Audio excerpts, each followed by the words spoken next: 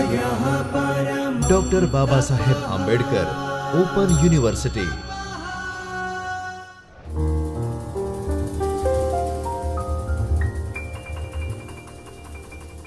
विद्यार्थी मित्रों नमस्कार। मैं डॉक्टर बाबा साहब आंबेडकर ओपन यूनिवर्सिटी के चैतन्य स्टूडियो से हिंदू स्टडीज डिपार्टमेंट में असिस्टेंट प्रोफेसर शुभम तिवारी आज आपसे पुनः प्रस्तुत हूँ संवाद करने के लिए। मित्रों, पिछले संवाद सत्र में हम प्रत्यय प्रकरण के अंतर्गत सत्र प्रत्यय, सानच प्रत्यय और तिन प्रत्यय और णित प्रत्यय इनका हमने अध्ययन किया था कि इनका प्रयोग कहाँ पर होता है। सत्र और सानच का, णित प्रत्यय या तिन प्रत्यय का कैसे प्रयोग होता है, इनकी परिभाषा, इनका उदाहरण हमने देखा। प्रत्यय जैसा कि हमने देखा प्रतीयते, विधीयते इति प्रत्यय। फिर सत्र प्रत्यय क्या है, सानच प्रत्यय क्या है, इसका हमने अध्ययन किया। सानच प्रत्यय से बने हुए हमने शब्दों को देखा, उदाहरणों को देखा। सत्र प्रत्यय से बने हुए हमने शब्दों को देखा, किस प्रकार से उनका प्रयोग होता है, उनका अर्थ क्या होता है। णित प्रत्यय का प्रयोग चाहिए के अर्थ में होता है, हमने जाना, और विभिन्न धातुओं में णित प्रत्यय का प्रयोग हुआ यह हमने देखा।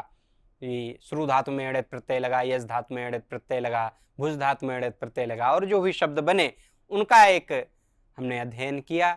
इसके बाद हमने एक बहुत अच्छे से अध्ययन किया तिन प्रत्यय का, कि तिन प्रत्यय का प्रयोग भाववाचक संज्ञा बनाने के लिए धातुओं में तिन प्रत्यय का प्रयोग किया जाता है। और इससे बने हुए मुख्य रूप से हमने शब्दों को देखा, शब्दों को जाना, और तिन प्रत्यय के हमने परिभाषा, सूत्र और उदाहरण इसको सीखने का एक प्रयास किया। इस संवाद सत्र में अब हम देखेंगे कि लुट प्रत्यय का प्रयोग कहाँ किया जाता है, और इसके साथ ही कुछ और अन्य प्रत्ययों का भी हम इसमें अध्ययन करेंगे। भाववाचक संज्ञा बनाने के लिए लुट प्रत्यय का प्रयोग धातु से किया जाता है। इस प्रत्यय के प्रयोग से अन शेष रह जाता है, जब अंत में उसके अन शेष बचता है। लुट प्रत्यय से बने हुए जो शब्द हैं वह नपुंसक लिंग होते हैं, और इनका प्रयोग किसी भाव या क्रिया की अवस्था को प्रकट करने के लिए किया जाता है। जो लुट प्रत्यय है वह भाववाचक संज्ञा बनाने के लिए प्रयोग किया जाता है। भाववाचक जो संज्ञा बनाने के लिए वह धातुओं के साथ, क्रियाओं के साथ इसका प्रयोग किया जाता है। इसके अंत में अन शेष रह जाता है, जैसा कि हमको द्रष्टव्य है कि अन शेष बचता है। लुट प्रत्यय से बने हुए जो शब्द होते हैं वह नपुंसक लिंग होते हैं, अर्थात न तो वह पुल्लिंग होते हैं ना ही स्त्रीलिंग होते हैं, और इनका प्रयोग किसी भाव या क्रिया की अवस्था को प्रकट करने के लिए किया जाता है। जैसे पत धातु है, गिरने के अर्थ में, पतन के अर्थ में लुट प्रत्यय का प्रयोग हुआ, पतनम। यहाँ पर पद बना, अर्थ है गिरने की जो क्रिया है, गिरने की प्रक्रिया। चल धातु है, लिट प्रत्यय का प्रयोग हुआ, चलनम, चलने की प्रक्रिया। वद धातु है, लुट प्रत्यय का प्रयोग हुआ, वदनम, यानी कि बोलने की जो प्रक्रिया है, जो बोलने की क्रिया है। तो लुट प्रत्यय की हमने यहाँ पर परिभाषा देखी कि भाववाचक संज्ञा बनाने के लिए लुट प्रत्यय का प्रयोग किया जाता है। इस प्रत्यय के प्रयोग से अनुशेष रह जाता है। लुट प्रत्यय से बने हुए शब्द जो हैं नपुंसक लिंग होते हैं। इनका प्रयोग किसी भाव या क्रिया की अवस्था को प्रकट करने के लिए किया जाता है। पत धातु लुट प्रत्यय पतनम, चल धातु लुट प्रत्यय चलनम, वद धातु में लुट प्रत्यय लगा वदनम। ये शब्द हैं। वदनम का अर्थ बोलने की क्रिया, बोलने की प्रक्रिया, चलनम चलने की प्रक्रिया, पतनम जो है गिरने की, पतन गिरने की एक क्रिया है, उसकी प्रक्रिया है। फिर तव्यत प्रत्यय है। तव्यत के बाद हम अनियर प्रत्यय से अध्ययन करेंगे। तो तव्यत प्रत्यय का जो अर्थ है वह चाहिए होता है। इस प्रत्यय के प्रयोग में तव्य शेष रहता है। तव्यत का प्रयोग तीनों लिंगों में विशेष के अनुसार किया जाता है। उदाहरण हम देखें तो पठ धातु में तव्यत प्रत्यय का प्रयोग हुआ, पठितव्यम, यानी कि पढ़ने के लिए चाहिए, ऐसा इसका अर्थ। लिख धातु में तव्यत प्रत्यय का प्रयोग हुआ, लिखतव्यम। कृ धातु में तव्यत का प्रयोग हुआ, कर्तव्यम, करने के लिए चाहिए, करना चाहिए, ऐसा। लिखने के लिए चाहिए या लिखना चाहिए। पठितव्यम, पढ़ने के लिए चाहिए या पढ़ना चाहिए, ऐसे जो अर्थ है तव्यत प्रत्यय के हम देखेंगे तव्यत प्रत्यय का प्रयोग कैसे होता है। जैसा कि हम देख रहे हैं कि तव्यत प्रत्यय का जो अर्थ है वह चाहिए के अर्थ में ही प्रयोग होता है, उसका अर्थ ही चाहिए होता है। और विशेष्य के अनुसार प्रयोग किए जाते हैं। विशेषण और विशेष्य, विशेष्य यानी कि जिसकी विशेषता बताई जाए, और विशेषण जो विशेषता बताने वाले शब्द होते हैं, ऐसा हम जानते हैं। तो इस प्रकार हम देखते हैं, पठ धातु में तव्यत प्रत्यय लगा, पठितव्यम बना। लिख धातु में तव्यत प्रत्यय लगा, लिखतव्यम बना। कृ धातु में तव्यत प्रत्यय लगा, कर्तव्यम बना। तो करने के लिए चाहिए, करना चाहिए, लिखने के लिए चाहिए, लिखना चाहिए, ऐसे ये जो पद बन रहे हैं, ऐसे जो शब्द बन रहे हैं, हम इसमें देख रहे हैं तव्यत प्रत्यय के अंतर्गत। तव्यत प्रत्यय के बाद हम अध्ययन करेंगे अनियर प्रत्यय का। तो अनियर प्रत्यय का प्रयोग भी चाहिए के अर्थ में किया जाता है, और इस प्रत्यय में जब इसका प्रयोग किया जाता है अनियर प्रत्यय का, तो अंत में अनीय शेष बचता है।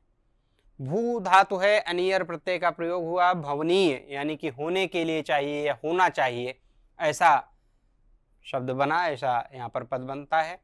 यज धातु है, यज्ञ करने के अर्थ में, यज धातु में अनियर प्रत्यय लगा, याजनी यानी कि यज्ञ करने के लिए चाहिए, यज्ञ करना चाहिए, ऐसा इसका अर्थ बना।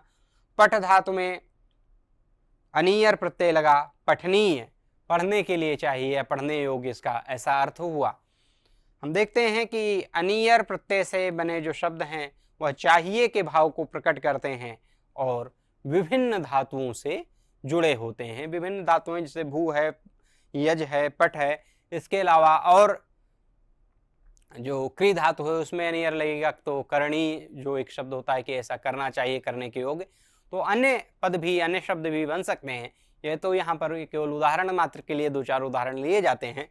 और अनियर प्रत्यय हमने देखा कि अनियर प्रत्यय का जो प्रयोग है वह भी चाहिए के अर्थ में किया जाता है। इस प्रत्यय के प्रयोग में अनीय शेष रह जाता है। भू धातु है, अनियर प्रत्यय का प्रयोग हुआ, भवनीय होने के लिए चाहिए। यज धातु में अनियर प्रत्यय का प्रयोग हुआ, याजनीय यज्ञ करने के लिए चाहिए। पठ धातु है, अनियर प्रत्यय का प्रयोग हुआ, पठनीय पढ़ने के लिए चाहिए, पढ़ना चाहिए, ऐसे इसके अर्थ बने।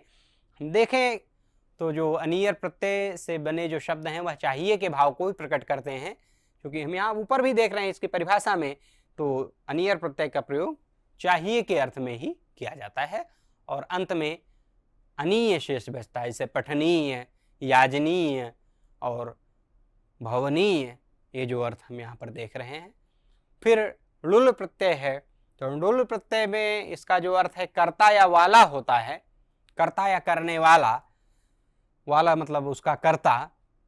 जैसे कोई गाड़ी जिसकी है तो गाड़ी वाला उसके लिए बोला जाता है।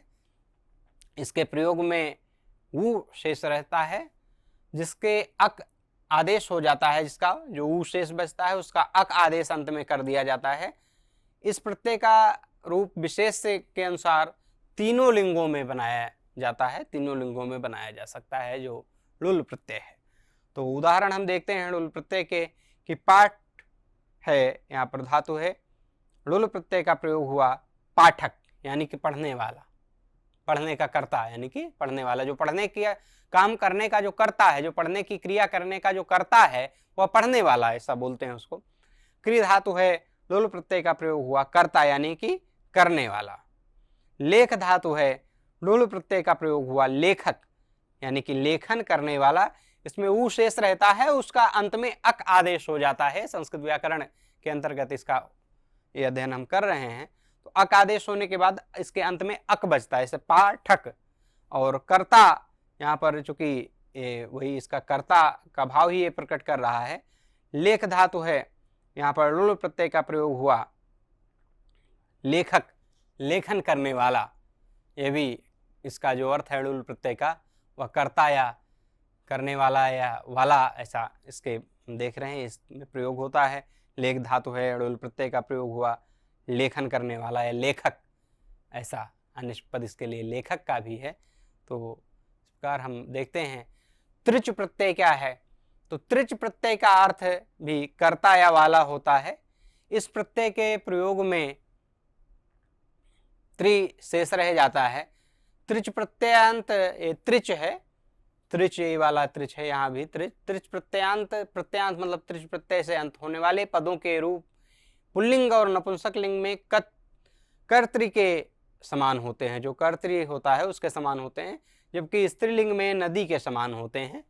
यह देखते हैं त्रिच है, यहाँ पर भी त्रिच है और इसमें अंत में त्रि शेष बचता है। वो जो अंत में ता हमको द्रष्टव्य है वह त्रि है।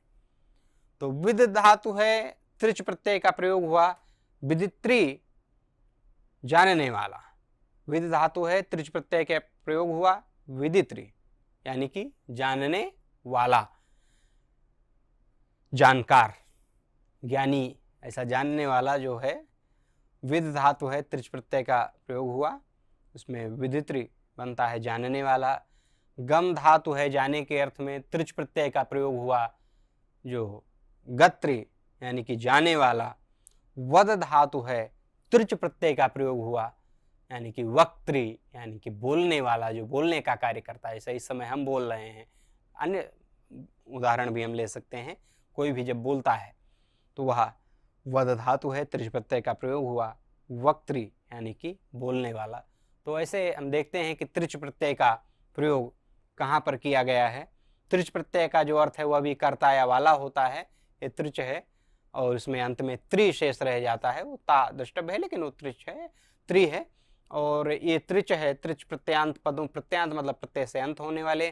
त्रिच प्रत्यय से जो अंत होने वाले पद हैं उनके रूप पुल्लिंग और नपुंसक लिंग में कर्तृ के समान होते हैं, जबकि स्त्रीलिंग में ये नदी के समान होते हैं।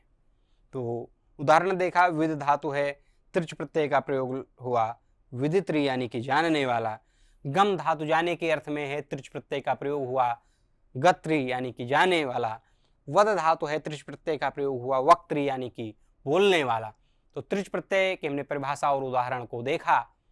लुल प्रत्यय को हमने देखा कि उसको वो भी कर्ता या वाला के अर्थ में प्रयोग होता है, इसमें ऊ शेष बचता है जिसका अक आदेश हो जाता है। तो यहाँ पर अक बाद में हमको देखने को मिलता है, पाठक है, लेखक, और इसमें कर्ता में नहीं है क्योंकि इसका अन्य अर्थ से जैसा हम देखें कि ऊ शेष रहता है, उसका अक आदेश होता है। और इसका जो प्रयोग है इस प्रत्यय का रूप विशेष के अनुसार तीनों लिंगों में प्रयोग किया जाता है। डुल प्रत्यय हमने देखा। फिर अनियर प्रत्यय है, चाहिए के अर्थ में होता है, पठनीय, याजनीय, भवनीय। तब्यत प्रत्यय का हमने देखा, अध्ययन किया कि पठ धातु है, तब्यत प्रत्यय पठितव्यम पढ़ने के लिए चाहिए, और ऐसा इसका अर्थ कर्तव्यम, लिखितव्यम, तब्यत प्रत्यय से जो भी ये प्रयोग किए गए वाक्य, इनको हमने पदों को देखा। तब्यत प्रत्यय के साथ हमने ल्युट प्रत्यय का अध्ययन किया कि ल्युट प्रत्यय भाववाचक संज्ञा बनाने के लिए इसका प्रयोग किया जाता है। पत धातु में ल्युट प्रत्यय लगा पतनम, चल धातु में ल्युट प्रत्यय लगा चलनम, वद धातु में ल्युट प्रत्यय लगा वदनम, और तीन प्रत्यय का अध्ययन हम पूर्व में कर चुके हैं। तो इस संवाद सत्र में आज हमने ल्युट प्रत्यय, तब्यत प्रत्यय, अनियर प्रत्यय, लुल प्रत्यय और ऐसे त्रिच प्रत्यय हमने देखा। विद्यार्थी मित्रों, अगले संवाद सत्र में हम प्रत्यय के किसी अन्य प्रकरण पर अभी एक अध्ययन करेंगे। किसी अन्य प्रत्यय का प्रयोग, परिभाषा और उदाहरण ये हम जानने का प्रयास करेंगे। उनकी परिभाषा क्या है, उदाहरण क्या है और उनका प्रयोग कहाँ किया जाता है। तब तक के लिए आप सभी को नमस्कार, धन्यवाद। स्वाध्यायः परमः